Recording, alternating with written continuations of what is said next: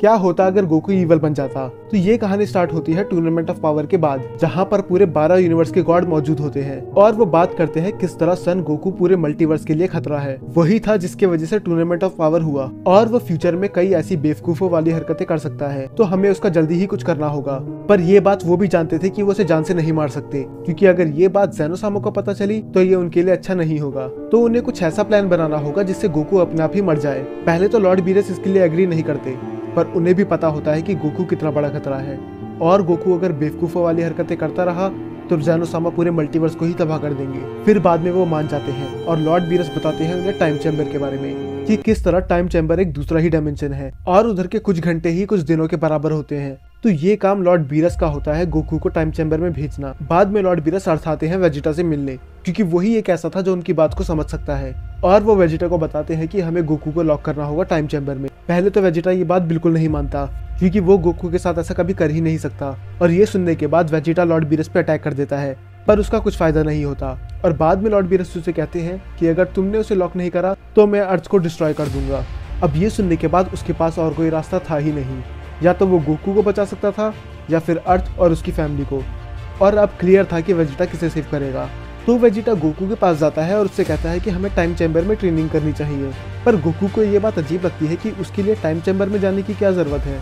फिर वेजिटा उसे बताता है कि आगे और भी बड़े खतरे आ सकते हैं, जिसे रोकने के लिए हमें ट्रेनिंग करनी ही होगी। और गोकू तो गोकू है, वो उसकी बात मान लेता है और चली जाता है टाइम चैम्बर में। कुछ टाइम तक दोनों ट्रेनिंग करते हैं। फिर वेजिटा गोकू से बोलता है कि तुम यहीं रुको, मैं थोड़ी देर में आता हूँ। और गोकू अपनी ट्रेनिंग स्टार्ट कर देता है। अब ट्रेनिंग करते करते उसे कई घंटे हो चुके थे और वेजिटा अभी भी वापस नहीं आया था।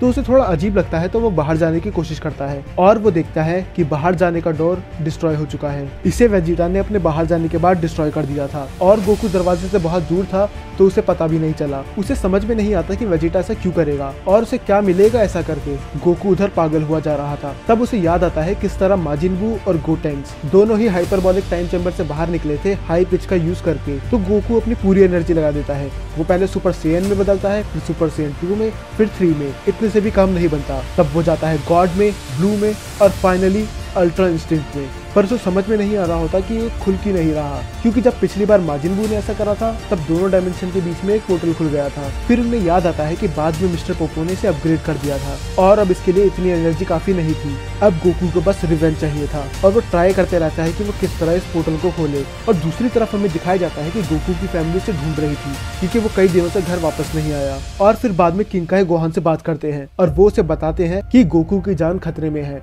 और तुम्हें उसे बचाना होगा। गोहान और पूछने की कोशिश करता है, पर किंकाई बताने से मना कर देते हैं। वो कहते हैं कि मैं और नहीं बता सकता, बस इतना समझ लो तुम्हें गोकू को बचाना है। बाद में गोटेन आइडिया देता है कि हमें ड्रैगन बॉल से डैड को बुलाना चाहिए और वो यही करते हैं। वो जाते हैं बुल्मा के पास, पर बुल्मा ड्रैगन बॉल देने से मना कर देती है, क्योंकि उन्हें पता था कि वो गोकू को वापस बुलाने की कोशिश करेंगे। और बाद में दिखाया जाता है कि गोटेन्स वो ड्रैगन बॉल चुरा लेता है और दूसरी तरफ गोकू, जिसके पास अब बस कुछ ही दिनों का खाना बचा हुआ था और वो कुछ ही दिनों बाद भूख की वजह से मर जाएगा। और वो सोचते रहता है कि उसने ऐसी क्या गलती कर दी जब वेजिटा ने उसे लॉक कर दिया। और दूसरी तरफ गोहान ड्रैगन बॉल से विश मांगता है कि उसके डैड को वापस ले आया जाए, पर ड्रैगन ये विश पूरी नहीं कर पाता, क्योंकि वो एक डिफरेंट डायमेंशन में था। अब गोहान के पास और कोई रास्ता नहीं था, उसे बस इतना पता था कि उसे अपने डैड की जान बचानी है। तो वो ड्रैगन से ये विश मांगता है कि वो गोकू को इमॉर्टल कर दे और ड्रैगन उसकी ये विश पूरी कर देता है। और दूसरी तरफ गोकू को एक अलग ही एनर्जी का एहसास होता है, उसकी सारी थकान मिट जाती है और अब उसे भूख भी लगना बंद हो जाती है और वो डिसाइड करता है उधर ट्रेनिंग करने का।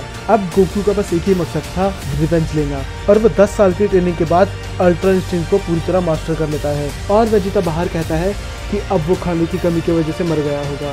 वेजिटा बहुत ज्यादा गिल्ट में होता है, पर उसके पास इसके अलावा और कोई रास्ता भी नहीं था। और अब टाइम चैम्बर के अंदर 100 साल बीत जाते हैं और वो नई फॉर्म अचीव कर लेता है, जो बहुत ही ज्यादा स्ट्रांग होती है। अब वो इतना पावरफुल बन चुका था कि अगर वो चाहता तो वो तभी वहां से बाहर निकल सकता था, पर उसके मन में कुछ और ही प्लान था और वो सोचता है कि अब वो इतना पावरफुल बनेगा कि खुद गॉड्स, एंजल्स, यहाँ तक कि ग्रैंड पीस भी उसे ना रोक पाए।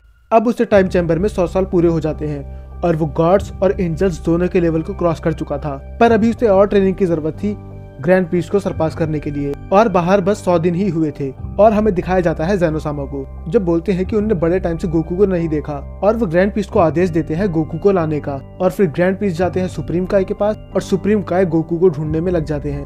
पर उन्हें पूरे यूनिवर्स में गोकू की एनर्जी सेंस नहीं हो रही थी। तो सुप्रीम काई वेजिटा के पास जाते हैं और वेजिटा बस इतना ही बोलता है कि वो हाइपरबॉलिक टाइम चेंबर में ट्रेनिंग कर रहा है, तो उसे डिस्टर्ब ना करा जाए। पर सुप्रीम काई कहते हैं कि उसकी ट्रेनिंग ज़ेनोसामा के ऑर्डर से बड़ी नहीं है। और जब वो कामे लुकआउट जाते हैं तब उन्हें पता चलता है हाइपरबॉलिक टाइम चेंबर पूरी तरह से डिस्ट्रॉय हो रखा है। और वो ये बात ग्रैंड पीस को बताने जाते ही हैं और उसी समय लॉर्ड बीरस पीछे से आ जाते हैं और वो उसे बताते हैं कि वो ग्रैंड पीस को कुछ ना बताए, क्योंकि अगर ऐसा हुआ तो पूरा यूनिवर्स ही खतरे में पड़ जाएगा।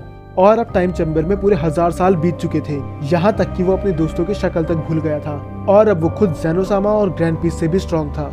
और गोकू अपनी पूरी एनर्जी का इस्तेमाल करके मल्टीपल्स पोर्टल खोल देता है। उसकी एनर्जी इतनी ज्यादा थी कि उसने डार्क रेल्म और पूरे मल्टीवर्स के पोर्टल्स खोल दिए थे। अब बस गोकू का एक ही मकसद था, अपने एनिमीज को डिस्ट्रॉय करना। इसका पार्ट 2 आपको नेक्स्ट संडे को मिल जाएगा, तो आप चैनल को सब्सक्राइब कर सकते हैं।